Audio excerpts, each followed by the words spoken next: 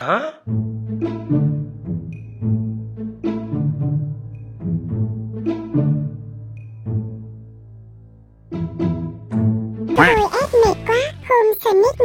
Okay, Phoebe, have you got anything else? Yeah, I'm sure a lot of our audience and everybody who's going to watch the show, they're all very curious about English as a tool for you. You managed to get to the level of an IELTS 7.5. You took the IELTS before. So how did you do that? And were you a very studious and nerdy student in school? I'm not that nerdy. I think here's a little tip. I think diligence is a key. And I think that you should know why you learn English. For example, you learn English just to look cooler than those who don't speak English well.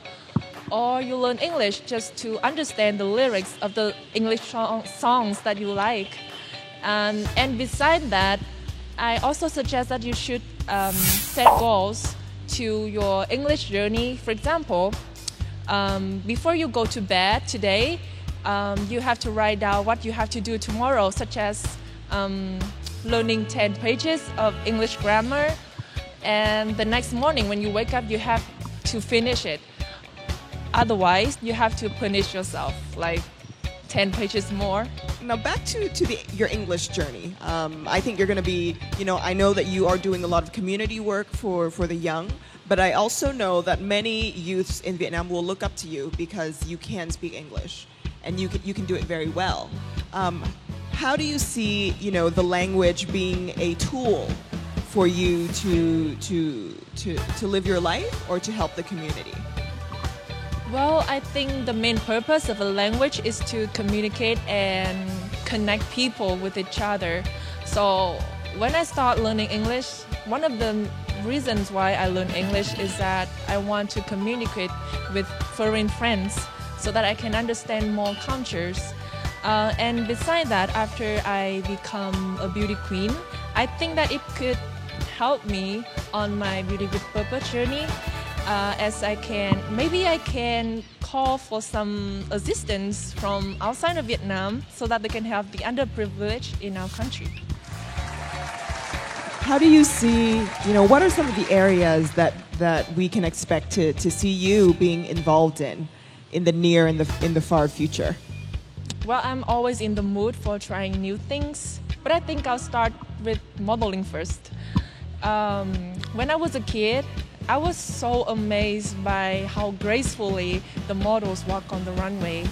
I remember spending the whole day watching every fashion show on the fashion channel just to figure out how to move like them. And I feel really happy and lucky that I now become a beauty pageant title holder, so I got more chances to meet, to be on the runway, to be on the magazines, and to meet creative people. Wonderful. Giang, you have definitely established yourself like your brand is someone who has extensive experience living in another country. So I just want to take it all the way back to the beginning and ask you how you arrived in the UK in the first place.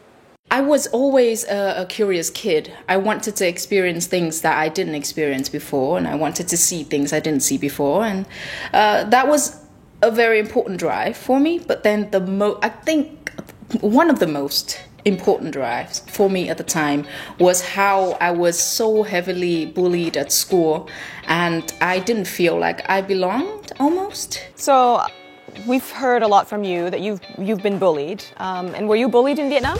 How are you able to cope with bullying? I felt like an outcast at home, in my hometown. I always felt a little bit of a weird kid. I was always weird, and so I wanted to find a place. I left my hometown. I went to the UK. It was scary. It was exciting. I guess the time in the UK gave me the opportunity to get along with everybody with different colors in many, many ways. And everybody was accepting. I went to art school, so everybody was weird. Everybody was, oh God, there were some really weird kids at my university. But then we went to art school and everybody was shining in their own way. And I guess every single kid at art school would at a point feel like an outcast. And so we all came together and we all accepted each other, and we all put our own insecurities and our own pain into our artwork. And it was such a beautiful environment, and it has shaped me very much. It was very important to who I am today. The reason why I look at people now and I don't quickly jump to a conclusion, or I don't feel angry with people that look different than me, is because I was exactly the same person, and I felt the pain, and I respect that everybody has to be themselves. And I love that the world is so different and the world is so colorful. And overall, now that I look back, I mainly see the good things. So if you are a kid that is going through university abroad at the moment and you feel like things are a little bit overwhelming, or if you are just having a bad day overall, just remember that when you are my age, you are going to look back and you are going to appreciate the time that you are there, and you are going to love it. How was your flight back? I think to describe about my flight back to Hanoi, I can say that it can be the once in a lifetime memory that you never forget it. Okay. Yeah. I left the UK at the early stage of the pandemic, the COVID-19 pandemic.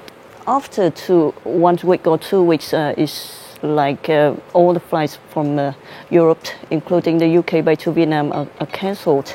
But it is quite. It's like that.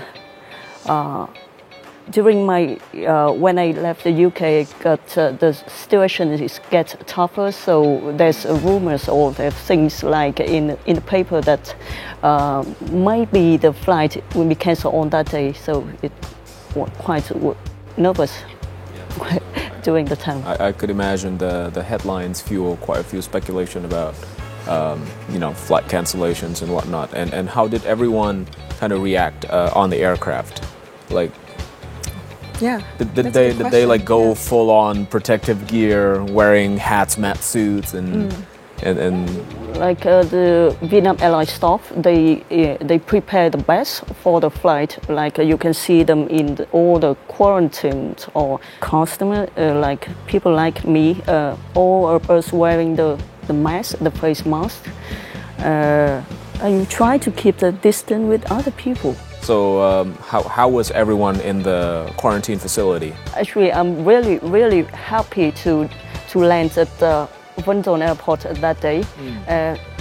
Because at first, like I told you before, at first I think I can't be in a flight back to Vietnam because there are many news on that day about the severe situation in Europe, and maybe there's some change with the Vietnamese, the Vietnam Airlines rules. Maybe they can cancel the flights anytime. So I feel at first I felt so much lucky to get the flight that day. And so when I was taken to the quarantine area, I feel okay. Let's wait, because I will have 2 weeks. Okay. In peace. Yeah. How come you didn't do reports on your experience? Yeah. In quarantine and on the flight back? I just feel that I will enjoy this time by myself. After years in the UK, I came back to Vietnam. Imagine that after 5 years, and then I came back to Vietnam after my.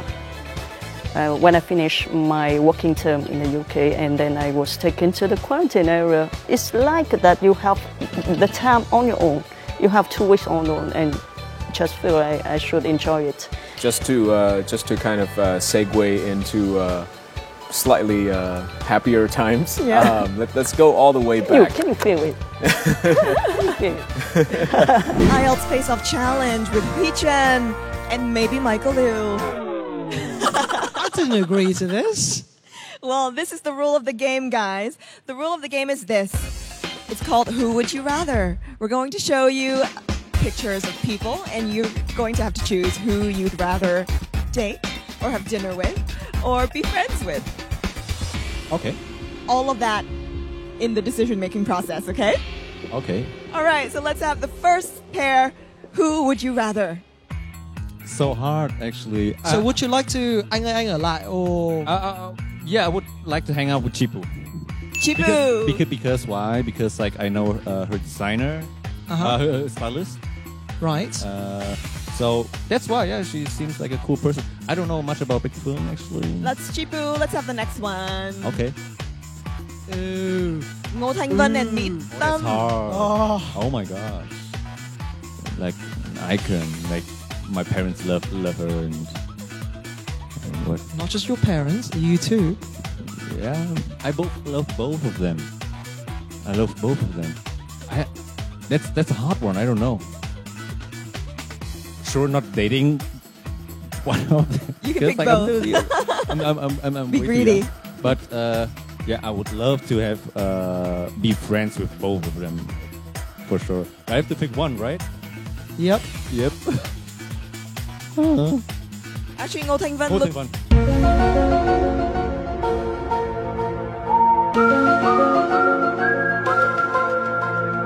Oh, I was gonna say something. You know what I was gonna say? Why though? Why? She's doing like she's really into like martial arts, and I saw her in Star Wars. She has a little scene in Star Wars. Wait, I'm hang a on. huge Star Wars fan. Oh, I love you already, man. One more. That's mainly the reason why I'm a massive Star Wars nerd. really? So, That's why? and she's one of the rare Vietnamese actresses that have managed to make a mark on Hollywood as well. So Yeah. And I was gonna That's say definitely Ngô the Thanh reason Vân looks a bit like your ex. Okay. Oh. okay, now we are talking. Now Here we're we talking. go. Oh. Hương Giang and Hoàng Thùy Linh. I would like to have dinner with Hương Giang. Hương Giang. Yes. Woohoo. But Hoàng Thùy Linh is also a really nice person. Really, I had a shoot with her recently. Singer. Tóc Tiên, yeah. I like her songs. Okay, how come? Why Tóc Tiên?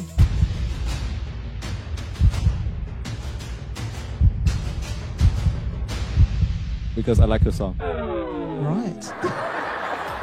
Hey, I thought you would choose Tóc Tiên because she might be able to connect with you better, considering she spent a fair amount of time overseas, and then she right, she did. yeah. She did. Oh, that's a good one. Yeah, she did. So, yeah, another reason why Tóc Tiên. You know what might make it fun would be for me to guess what he would pick, and then he could pick it, something like that, maybe. That's it. Oh, next time. Next time we'll give you a list of people, including Michael Liu. Michael Liu is going to be one of the I'll options. do it on our catch-ups. That's all right. Anytime. I would like to hang out with this guy anytime.